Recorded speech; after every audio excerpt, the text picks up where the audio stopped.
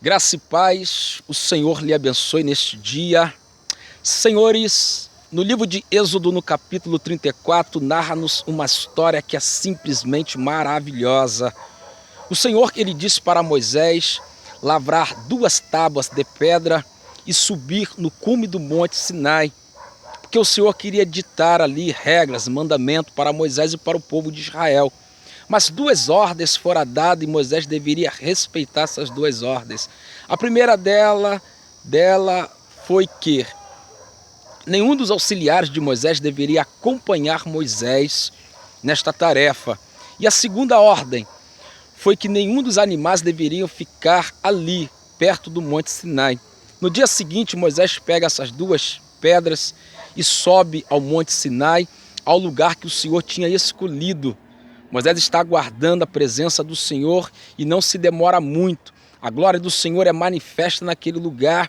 O Monte Sinai começa a estremecer a ponto de Moisés começar a pedir a misericórdia do Senhor, a compaixão do Senhor, a longanimidade do Senhor. Moisés começa a clamar, começa a pregar, começa a pedir: Senhor, tenha compaixão de mim, Senhor. Quem marcou este encontro foi Tu. E o Senhor inicia a conversa com Moisés. O Senhor inicia acerca de uma aliança. O que é uma aliança? Aliança é algo que não tem início e não tem fim. Aliança é algo que pode ser tratada ou restabelecida entre 2 pessoas. Aliança pode ser tratada ou restabelecida por povos. Aliança é algo que deve ser respeitada. Aliança é algo que deve ser mantida perpetuamente. Isto é uma aliança. E a aliança que o Senhor está fazendo com Moisés e com o povo de Israel é o seguinte: olha só, não se envolva com povos pagãos, não se envolva com os cananeus, os heveus, os jebuseus, os filisteus, e por aí por diante, etc, etc, etc. A Bíblia nos relata que Moisés ficou em um período de 40 dias e 40 noites. Moisés agora, ele desce do monte, só que aquele Moisés que subiu não é o mesmo Moisés que está descendo, porque a Bíblia nos relata, a partir do verso 29, que a face de Moisés estava brilhando, a face de Moisés resplandecia. E o gostoso disso daí é que Moisés não sabia o que estava acontecendo com ele. As pessoas olhavam para Moisés e não conseguiam encará-lo. As pessoas olhavam para Moisés e a visão dessas pessoas era ofuscada. Alguém teve ali a ideia de pegar um tecido e cobrir a face de Moisés para poder suportar a presença de Moisés naquele lugar. Só que o interessante também, eu tenho que dizer, é que este Moisés que subiu não é o mesmo que desceu. Só que Moisés é o único que não está sabendo dessa situação. Moisés não está sabendo disso tudo que está ocorrendo. O que está acontecendo? Por que vocês não podem olhar para mim? Por que vocês não conseguem conversar comigo no olho no olho? Por que vocês estão trazendo um tecido para colocar na minha face? O Dr. Champre, ele diz em um dos seus comentários que o que Moisés está experimentando foi o que Adão vivia. Aquele Adão antes de pecar, aquele Adão antes de desobedecer, Champre diz que isto Adão vivia, isso era muito natural. Adão era um homem puro, um homem santo. A Bíblia nos relata no livro de Gênesis que no finalzinho da tarde, ou início da tarde, coisa desta natureza, o Senhor vinha conversar com Adão. Então isso me dá embasamento que o pensamento de Champre eu aprovo, porque o Senhor é puro, o Senhor é santo, e um mortal vai conversar com o Senhor, tem que ser um mortal puro, um mortal santo. Então a face de Adão, ela brilhava naturalmente, era constante.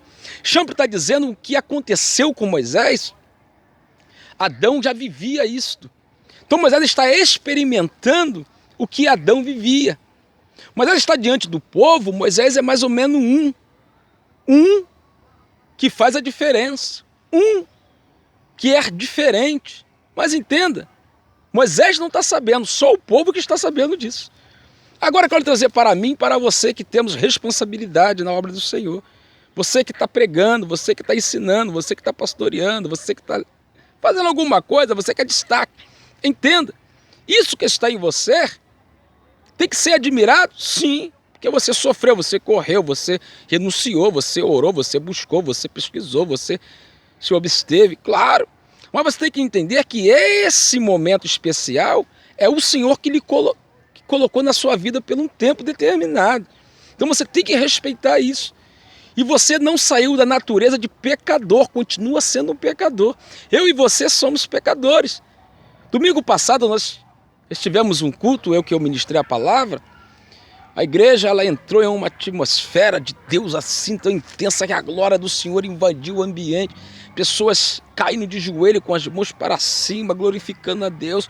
E eu fiquei muito emocionado porque aquilo surgiu devido à palavra que eu ministrei, a palavra do Senhor. Eu fiquei muito emocionado, não sabia como me comportar. Então quando eu cheguei na minha casa, eu estava levitando, né? Então eu me deitei como um homem santo e puro. Mas quando eu acordei com a cabeça, como é que eu vou resolver essa questão, como é que eu vou resolver esse problema, como é que eu vou fazer aquilo, como é que eu vou fazer isso, esse compromisso, isso, aquilo. Aquilo foi começando a me dar estresse, começando a me dar um pouco assim de sentimento, de tristeza. Então olha só, você deita como um homem santo, como um homem puro, como um homem que cumpriu um bom papel. No outro dia você percebe que você não é nada. Moisés está dizendo isso, que na presença do povo, ele estava se comportando como um homem diferenciado e precisaram cobrir a sua face. Mas o texto nos diz ainda, antes de terminar o capítulo 34, que Moisés precisava entrar na tenda para conversar com o Senhor. E quando Moisés entra na tenda, Moisés precisa tirar o véu. Na presença do Senhor, você tem que se comportar como dependente do Senhor, dependente do Espírito Santo. Moisés ele entra na presença do Senhor, ele se deleita, ele tira tudo aquilo que possa atrapalhar aquele relacionamento e aquele diálogo. Moisés ele despede, né? Ele pega aquele avental, é mais ou menos isso. Avental, nesse momento não dá para você, porque eu estou entrando na presença de um Deus que é santo, de um Deus que é absoluto, de um Deus que é grande, de um Deus que é poderoso, um Deus que é magnífico, um Deus que é... Meu irmão, sem palavras para tentar descrever quem é Deus. Vou até parar por aqui que não vai dar para encontrar palavras para dizer quem é Deus. Então Moisés ele busca a presença do Senhor sem um avental. Mas quando Moisés sai da presença do Senhor para encontrar o povo novamente, era necessário Moisés colocar ali o avental. Entenda isso, entenda. Moisés está muito maduro. Assim, eu sei o que eu sou, eu sei o que eu tenho, eu sei o que o Senhor fez comigo lá no Monte Sinai. Eu preciso me comportar assim. Mas quando eu estou na presença do Senhor, eu preciso me comportar desta outra maneira. Moisés é um homem que nos dá uma lição ali no capítulo 34, poxa, muito rica. Tu não é nada, eu não sou nada. Nós somos simplesmente canal. Ou nós somos simplesmente canais usados na obra do Senhor. Na Bíblia toda, eu só encontrei dois personagens que viveram algo parecido que Moisés viveu. Uma está no livro de Mateus, no capítulo 17, que é o próprio Cristo. Ele no Monte da Transfiguração, a sua face brilhou. Ah, Marcelo, mas você está falando de Jesus. Claro, eu estou falando de um Jesus humano. Estou falando de um Jesus Deus. Há duas naturezas de Jesus. Natureza humana e natureza divina. Estou falando da natureza humana. E a outra pessoa é Estevão. Atos capítulo 6, quando Estevão começou a ser apedrejado pelos seus algozes, Estevão ele viu o céu, ele viu o trono, ele viu o anjo, e as pessoas quando olharam para Estevão, viu que a face de Estevão brilhava como fosse uma face de um anjo. Então são duas pessoas que eu encontrei dentro da Bíblia. Talvez você tenha mais algum aí dentro da Bíblia e me passa lá no privado, ou me liga, me passa por mensagem, para que eu possa completar aqui esta mensagem. Mas foi o que eu passei. Ah, Marcelo, lá no livro de Daniel, diz que quando foi lançado os meninos lá na fornalha, o quarto homem resplandecia. Aí nós estamos falando já de algo, né, divino, então eu acho que não dá para entrar nessa lista, senão é algo divino. Eu estou falando de algo natural, algo que carregou sobre si toda a nossa enfermidade, que foi no caso de Cristo. Então, irmãos, entendamos esta passagem, vamos compreender o que nós somos, a nossa posição, o lugar que nós estamos fazendo, e vamos respeitar isso, respeitar o povo e respeitar a vontade soberana de Deus.